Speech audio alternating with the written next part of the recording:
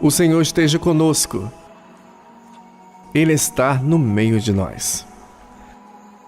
Proclamação do Santo Evangelho segundo São João. Glória a vós, Senhor. Jesus se entrega livremente. Depois de dizer essas coisas, Jesus saiu com seus discípulos e foi para o outro lado do riacho do Cedron, onde havia um jardim. Aí entrou ele com seus discípulos. Judas, que o estava traindo, conhecia o lugar, porque muitas vezes Jesus se reunira aí com seus discípulos. Então Judas, conduzindo uma tropa de soldados romanos e alguns guardas dos chefes dos sacerdotes e fariseus, chegou ao jardim com lanternas, tochas e armas. Então Jesus, sabendo de tudo que estava para lhe acontecer, saiu e lhes disse: Quem vocês estão procurando? Responderam: Jesus Nazareno. Jesus lhe disse: Sou eu. Judas, que estava traindo Jesus, também estava com eles. Quando Jesus disse: Sou eu, eles recuaram e caíram no chão. Então Jesus perguntou outra vez: Quem vocês estão procurando? Responderam: Jesus Nazareno. Jesus respondeu: Eu já lhes disse que sou eu. Se é a mim que vocês estão procurando, deixe que os outros vão embora. Era para se cumprir a palavra que ele havia dito: Eu não perdi nenhum daqueles que me destes. Simão Pedro tinha uma espada. Ele a desembainhou e feriu o servo do sumo sacerdote, decepando-lhe a orelha direita. O nome do servo era Malco. Jesus disse a Pedro: Guarde a espada na bainha. Por acaso vou deixar de beber o cálice que meu pai me deu? Então a tropa, o comandante e os guardas dos judeus prenderam Jesus e o amarraram. E levaram primeiramente até Anás, que era sogro de Caifás, sumo sacerdote nesse ano. Caifás era aquele que tinha aconselhado os judeus: É conveniente que um só homem morra pelo povo? Coragem de Jesus e covardia de Pedro. Simão Pedro e o outro discípulo seguiam Jesus. Esse discípulo era conhecido do sumo sacerdote e entrou com Jesus no pátio do sumo sacerdote. Pedro ficou do lado de fora, perto da porta. Então, o outro discípulo conhecia do sumo sacerdote. Saiu, falou com a porteira e fez Pedro entrar. A empregada que tomava conta da porta disse então a Pedro: Será que você não é um dos discípulos desse homem? Pedro disse: Não sou. Os empregados e os guardas tinham feito uma fogueira, pois estava frio. Eles se aqueciam e Pedro ficou aí se aquecendo com eles. Então o sumo sacerdote interrogou Jesus a respeito dos seus discípulos e do seu ensinamento. Jesus lhe respondeu: Eu tenho falado ao mundo claramente. Eu sempre ensinei na sinagoga e no templo, onde todos os judeus se reúnem. Não falei nada em segredo. Porque está escrito: Por que está me interrogando? Pergunte aos que ouviram o que eu lhes falei. Eles sabem o que eu disse. Quando falou isso, um dos guardas que aí estavam deu uma bofetada em Jesus e disse: É assim que tu responde ao sumo sacerdote? Jesus lhe respondeu: Se falei mal, dê testemunho desse mal. Mas se falei bem, por que você está me batendo? Então Anás mandou Jesus amarrado para Caifás, o sumo sacerdote. Simão Pedro ainda estava lá fora aquecendo-se. Disseram-lhe: Será que você também não é um dos discípulos dele? Pedro negou, dizendo: Eu não. Mas um dos servos do sumo sacerdote, parente daquele a quem Pedro tinha decepado a orelha, disse: Por acaso eu não vi você no jardim junto com ele? Pedro negou mais uma vez, e na mesma hora um galo cantou. Os poderosos se agrupam na cilada. De Caifás, levaram Jesus para o palácio do governador. Era cedo, e eles não entraram no palácio, para não se contaminarem, e assim poder comer a ceia pascal. Então Pilatos saiu ao encontro deles e lhe disse: Que acusação vocês trazem contra esse homem? Responderam dizendo: Se ele não tivesse agido mal, não estaríamos entregando a você. Pilatos disse-lhe: São vocês que devem tomá-lo e julgá-lo, conforme a lei de vocês. Os judeus lhes disseram: não temos permissão de matar ninguém. Assim se cumpria a palavra que Jesus tinha dito, indicando o tipo de morte com que iria morrer. Jesus é rei. Então Pilatos entrou de novo no palácio, chamou Jesus e lhe perguntou: tu és o rei dos judeus? Jesus respondeu: você diz isso mesmo. Ou foram outros que lhe disseram isso ao meu respeito? Pilatos falou: por acaso sou judeu? O teu povo e o chefe dos sacerdotes te entregaram a mim. O que foi que fizestes? Jesus respondeu: o meu reino não é deste mundo. Se o meu reino fosse deste mundo, os meus servos teriam lutado para eu não ser entregue aos judeus. Mas agora o meu reino não é daqui. Pilatos disse: então tu és rei? Jesus respondeu: você está dizendo, eu sou o rei. Para isso eu nasci e vim ao mundo, para dar testemunho da verdade. Quem é da verdade, ouve a minha voz. Pilatos lhe disse: o que é a verdade? Ao dizer isso, Pilatos saiu ao encontro dos judeus e lhes disse: eu não encontro nele nenhuma culpa, mas existe um costume entre vocês, que eu lhe solte alguém na época da Páscoa. Vocês querem que eu lhe solte o rei dos judeus? Então eles gritaram de novo: ele não, solte Barrabás. Ora, Barrabás é um bandido. A realeza de Jesus desmascara os poderosos. Então Pilatos tomou Jesus e mandou flagelar. Os soldados trançaram uma coroa de espinhos e puseram na cabeça de Jesus. Colocaram nele um manto vermelho. Ia ao seu encontro e dizia: salve o rei dos judeus! E lhes davam bofetadas. Pilatos saiu de novo e disse: vejam, eu estou trazendo para fora, a fim de que vocês saibam que eu não encontro nele culpa nenhuma. Então Jesus saiu com a coroa de espinhos e um manto vermelho. Pilatos disse-lhe: eis o homem.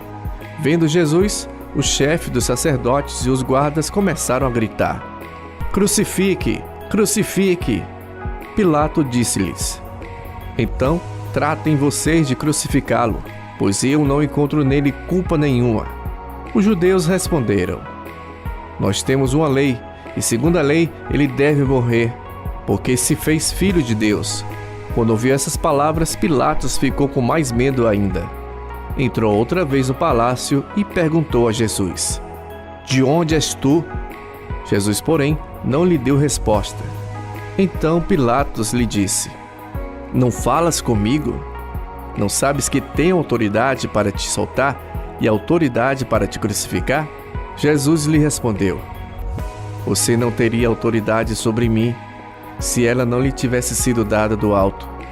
Por isso, quem me entregou a você tem pecado maior. Por causa disso, Pilatos procurava soltar Jesus, mas os judeus gritaram: se o soltar, você não é amigo de César. Todo aquele que se diz rei se opõe a César. Ouvindo essas palavras, Pilatos levou Jesus para fora e sentou-se no tribunal, no lugar chamado Chão de Pedra, que em hebraico se diz Gábata. Era o dia de preparação para a Páscoa. Por volta do meio-dia, Pilatos disse aos judeus: aqui está o rei de vocês. Eles gritaram: fora, fora, crucifique-o. Pilatos lhe disse: mas eu vou crucificar o rei de vocês? O chefe dos sacerdotes responderam: não temos outro rei senão César. Então Pilatos lhe entregou Jesus para ser crucificado. A crucificação, Jesus ama até o fim. Então eles pegaram Jesus, que saiu carregando a cruz, rumo ao chamado lugar da caveira, que em hebraico se diz Gólgota. Foi aí que crucificaram Jesus, e com ele outros 2 homens, um de cada lado, e Jesus no meio. Pilatos mandou fazer uma inscrição e colocá-la no alto da cruz. Nela estava escrito: Jesus Nazareno, Rei dos Judeus. Muitos judeus puderam ler a inscrição, porque o local onde Jesus foi crucificado ficava perto da cidade, e a escrita era em hebraico, latim e grego. Então, o chefe dos sacerdotes dos judeus dizia a Pilatos: Não escreva o Rei dos Judeus, mas coloque: ele disse, eu sou o Rei dos Judeus. Pilatos respondeu: o que escrevi está escrito. Quando crucificaram Jesus, os soldados repartiram as roupas dele em 4 partes, uma para cada soldado. Tomaram também a túnica, e a túnica não tinha costura. Era feita de uma peça única, de cima até embaixo. Então disseram um aos outros: não vamos rasgá-la, vamos tirar a sorte, para ver com quem vai ficar.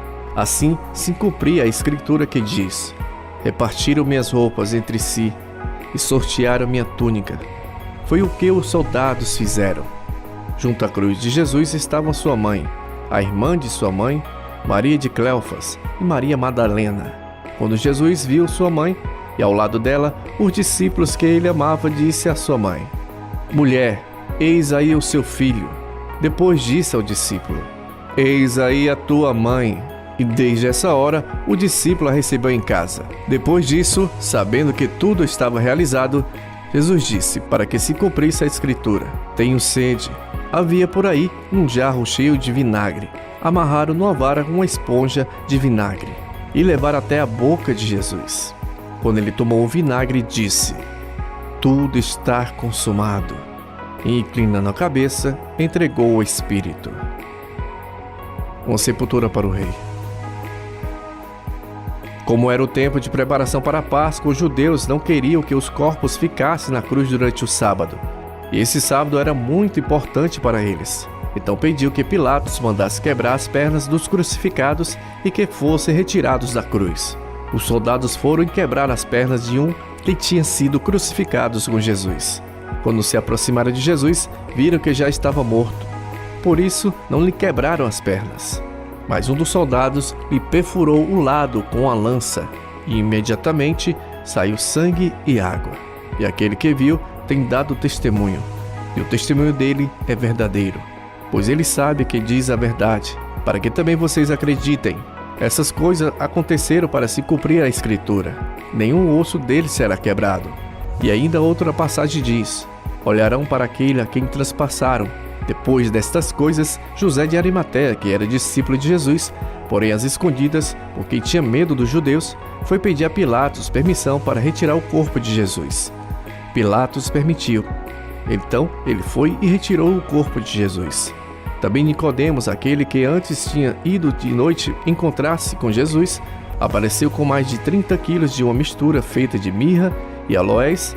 Prepararam então o corpo de Jesus e o enrolaram com lençóis junto com perfumes, de maneira como os judeus costumavam sepultar.